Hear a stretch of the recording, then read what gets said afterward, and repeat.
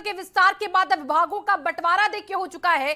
कल देर रात विभागों के बंटवारे की सूची भी सामने आ गई, जिसमें सीएम योगी आदित्यनाथ के पास गृह समेत देखिए 34 विभाग है और उसके बाद सबसे ज्यादा विभाग अगर है किसी के पास तो स्वतंत्र देव सिंह के पास है।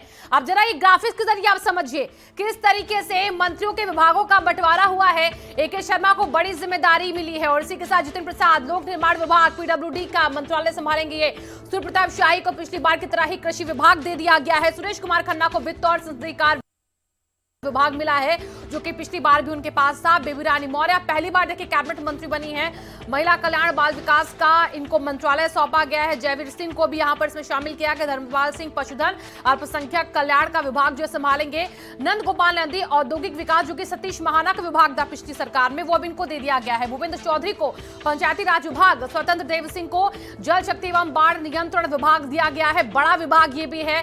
गन्ना विकास एवं चीनी मिल विभाग भी देखिए सौंपा गया और अनिल राजभर को श्रम एवं सेवा योजना विभाग जो है वो दिया गया। एमएसएमई विभाग राकेश सचान के पास है। योगेंद्र उपाध्याय उच्च शिक्षा विभाग पहली बार देखिए कैबिनेट में शामिल, बड़ी जिम्मेदारी। आशीष पटेल को प्राविधिक शिक्षा विभाग मिला है, अपना दल से देखिए विधायक बने। संजय निषाद को मत्स्य विभाग, क्योंकि देखिए मछुआरों की बातें करते रहते हैं इसलिए इन्हीं के विभाग को इनकी बातों को ध्यान में रखते हुए इन्हें सौंपा गया। कपिल अग्रवाल व्यवसायिक शिक्षा विभाग इनके सुपुर्द है। रविंद्र जायसवाल स्टाम्प एवं न्यायालय शुल्क विभाग जो है वो इनको दिया गया है। तो ये देखिए रविंद्र जो कि पिछली सरकार में भी इसी मंत्रालय में थे, पुराने चेहरे रिपीट हुए, पुराने मंत्रालय इनको दिए गए हैं। मंत्रियों के विभागों का जो बंटवारा है वो अब हो चुका है, लेकिन अब इंतजार है कि अपनी नई पारी की शुरुआत बेहतर काम से करें और इसी को लेकर सीएम योगी आदित्यनाथ ने बिना देर लगाए मंत्रिपरिषद का विस्तार 3 दिन पहले हुआ और उसके बाद तुरंत ही मंथन करके विचार करके वो विभागों के बंटवारे की सूची भी जारी कर दी गई, जिस पर नजर सभी की बनी हुई थी और कई बड़े चेहरे जिनको लेकर ये कहा जा रहा था कि इनके पास कौन सा विभाग होगा, कौन से विभाग इनके पास आएंगे, क्या पुराना विभाग इनके पास होगा या फिर कोई नया विभाग इन्हें दिया जाएगा। तो इसको लेकर भी जो संशय था वो अब दूर हो चुका है। अब इंतजार है परफॉर्मेंस का, यानी कि सीएम योगी आदित्यनाथ ने जिस तरीके से मंत्रिपरिषद में सबको ध्यान में रखते हुए नए चेहरों को पुराने चेहरों को मिला जुलाकर एक गुलदस्ता बनाया था, कुछ वैसा ही विभागों के बंटवारे में भी दिखा है। यानी कि विभागों के बंटवारे में भी सीएम योगी आदित्यनाथ ने योग्यता परफॉर्मेंस जो है उसको ध्यान में रखा है।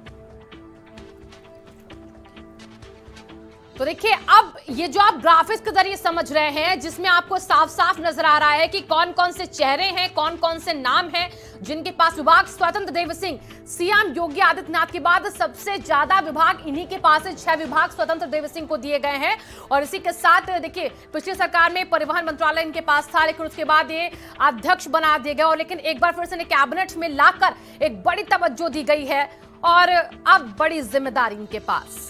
हमारे साथ तो देखिए विभागों के बंटवारे को लेकर ही चर्चा के लिए खास मेहमान भी जुड़ चुके हैं। स्टूडियो में हमारे खास मेहमान पहुंच चुके हैं। एक एक करके अब सभी से हम एक एक करके परिचय करवाते हैं। संजीव मिश्रा जी प्रवक्ता बीजेपी के हैं। संजीव जी बहुत बहुत स्वागत है आपका। मनोज पांडे जी हमारे साथ जुड़ चुके हैं, राजनीतिक विश्लेषज्ञ हैं। मनोज जी आपका भी बहुत बहुत स्वागत।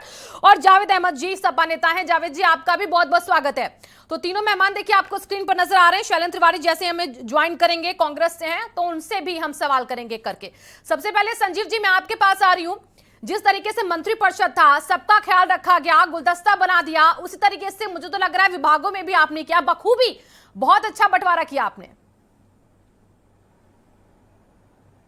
नहीं देखिए, उत्तर प्रदेश को और कैसे विकास के रास्ते पे आगे ले जाना है, कैसे नौजवानों का, कैसे महिलाओं का, कैसे किसानों का के हित में काम हो, इसके लिए जो विभागों का बंटवारा हुआ है वो बहुत देख करके किया गया है।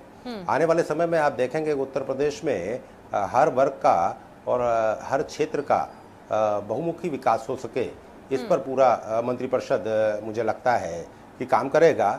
और आदरणीय योगी जी के नेतृत्व में जिस तरीके से पिछले 5 सालों में चाहे गुंडे अपराधी हों उन पर लगाम लगाई गई, उस तरीके को देखते हुए आने वाले समय में विकास भी तेजी से हो और साथ में कोई अपराधी अपराध ना कर सके, इस पर भी रूपरेखा तय की गई। जी बिल्कुल संजीव जी, यहाँ पर जो फोकस बीजेपी का रहा है विभागों के बंटवारे को लेकर कि विकास की तरफ आगे बढ़ना है, जो पुराने चेहरे हैं उनको भी यहाँ पर तवज्जो दी गई, उनके पुराने विभाग जो उनको दिए गए 5 चेहरे ऐसे हैं, तो इससे ये भी साफ हो गया है। मनोज जी, मैं आपके पास आ रही हूँ, जिन पुराने चेहरों को उनका पिछली सरकार का विभाग ही लौटा दिया गया, वो किस सोची समझी तैयारी के साथ होगा?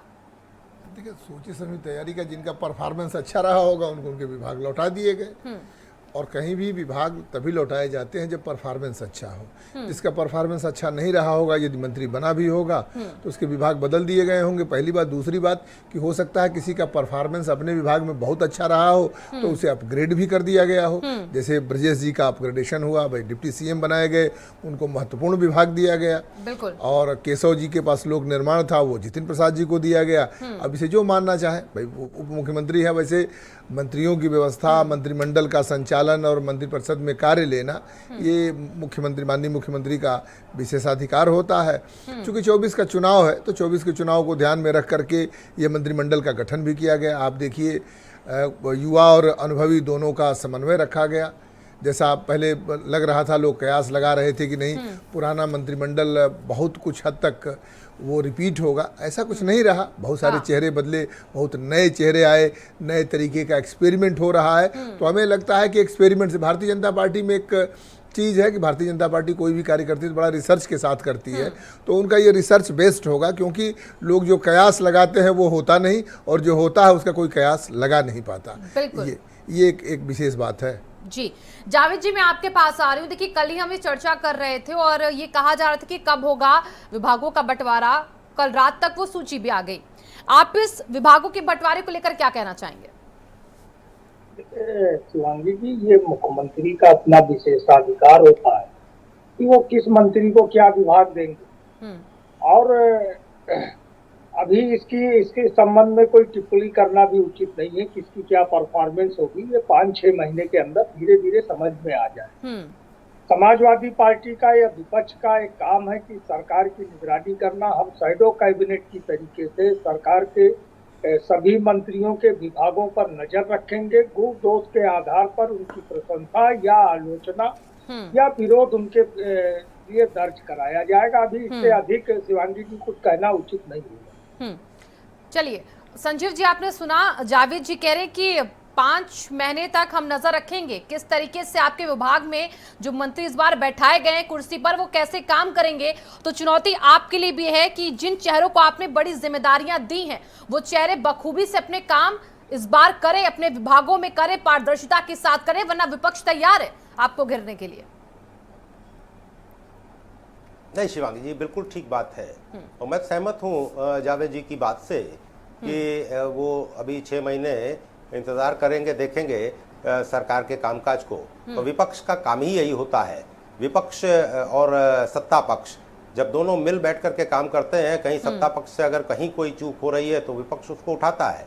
ये लोकतंत्र की एक परंपरा है और मुझे लगता है कि इस तरीके से लोकतंत्र का ख्याल रखते हुए अगर विपक्ष भी अपनी भूमिका निभाएगा तो ये एक बहुत अच्छी बात है। उत्तर प्रदेश को कैसे और डेवलपमेंट किया जाए, कैसे विकास के रास्ते पे आगे ले जाया जाए, कैसे नौजवानों का समायोजन हो, कैसे किसानों के हितों के काम हो, कैसे महिलाओं की सुरक्षा हो, इस पर जब काम होगा तो मुझे लगता है कि विपक्ष भी सत्ता पक्ष के साथ सहयोग करने का काम करेगा। जी ठीक।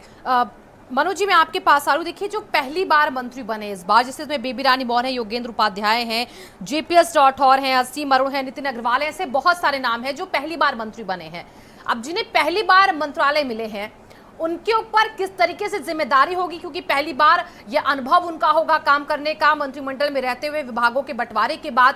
तो इसको लेकर क्या तैयारी हो सकती है इन नए चेहरों को लेकर? देखिए, जो नए चेहरे, जिन्हें आप नया चेहरा कह रहे हैं, हमें तो नहीं लगता कि नए चेहरे पहली बार मंत्री बने, क्योंकि वो बड़ी जिम्मेदारी। देखिए, मंत्री बनना, मंत्री एक पद है, उस तरीके से ये लोग विभिन्न जिम्मेदारियों के पदों पर रहे हैं। कोई संगठन में रहा है या विधायक के रूप में उन्होंने कार्य किया है।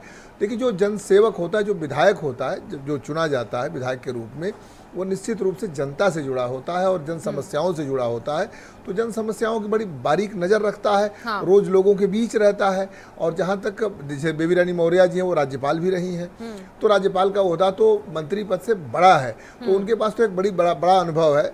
और बाकी जो नए मंत्री बने हैं, बहुत सारे नए मंत्री बने हैं, ऐसा नहीं है जो पहली बार बने हैं कोई 3 ही लोगों का, 3 4 5 लोगों का आप नाम ले रहे हैं, ऐसा नहीं है। लेकिन बहुत से हैं, बहुत से हैं और इनके पास संगठनात्मक व्यवहारिक जिम्मेदारियां होती है एक, और दूसरा कि जो मंत्रिपरिषद होता है, मंत्रियों का काम होता है वो पॉलिसी मेकिंग होता है।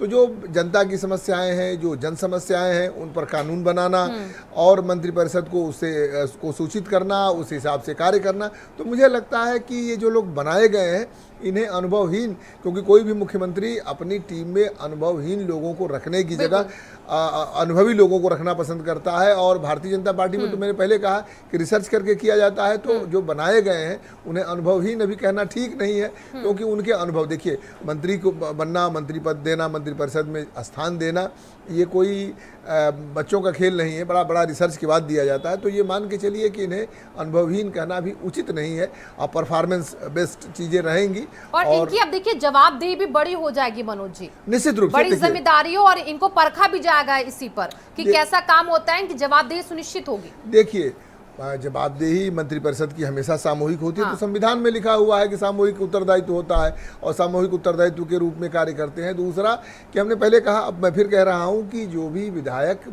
जो बार बार लगातार चुने जा रहे हैं, निश्चित रूप से वो कहीं ना कहीं जनप्रिय हैं, लोकप्रिय हैं। जो लोग संगठनों में काम कर रहे हैं, तो संगठनों में काम करने की वजह से वो भी डिस्कवरी करते रहते हैं, उनकी भी डिस्कवरी चलती रहती है जन समस्याओं को। बस अंतर इतना है कि तब जन समस्याओं को वो पार्टी के प्लेटफॉर्म से उठाते थे या सदन के माध्यम से उठाते थे, अब वो पॉलिसी मेकिंग के रूप में मंत्रिपरिषद के समक्ष ले जा सकते हैं, उन पर नियम बना सकते हैं, और जो जन समस्याएं हैं या जो मूलभूत समस्याएं, मूलभूत आवश्यकताएं, जो प्रदेश के विकास के लिए मूलभूत चीज़ें होंगी, उनके लिए वो कार्य कर सकते हैं। पॉलिसी मेकिंग होने के बाद से उनका दायित्व बड़ा हो जाता है और उनके अधिकार बढ़ जाते हैं, तो इससे वो बड़े कार्य कर सकते हैं।